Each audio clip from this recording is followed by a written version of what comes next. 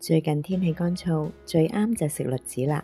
食栗子最麻煩嘅就係搣殼同埋裡面嗰陣衣。其實處理栗子嘅方法都可以好簡單㗎，喺比較扁嗰面切開一個缺口，然後將佢放入去水裡面煮1分鐘，咁就好容易將啲殼連埋衣搣咗出嚟㗎啦。今日我用栗子加上南瓜嚟到煲雞湯，隻雞洗乾淨斬件，然後用啲薑起鑊，將啲雞煎香兩面，灒一啲燒酒，然後就擺入去熱水裏邊開始煲。啲栗子搣咗殼同埋衣之後，就擺埋入去一齊煲啦。先用大火煲佢10分鐘，然後轉慢火或者移入燜燒煲燜多佢45分鐘。喺煲緊嘅時候，我哋準備一啲南瓜，先將南瓜批皮去核，然後切丁，將佢蒸一蒸，蒸到軟身就可以將佢研爛佢。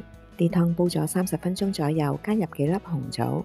如果驚燥熱嘅，可以去咗核先，然後再加入已經壓成蓉嘅南瓜，繼續煲15分鐘，最後用鹽嚟到調味。呢個栗子南瓜雞湯滋潤有益，好適合喺秋冬乾燥嘅季節飲㗎。趁而家栗子同埋南瓜當造，你哋都試下啦。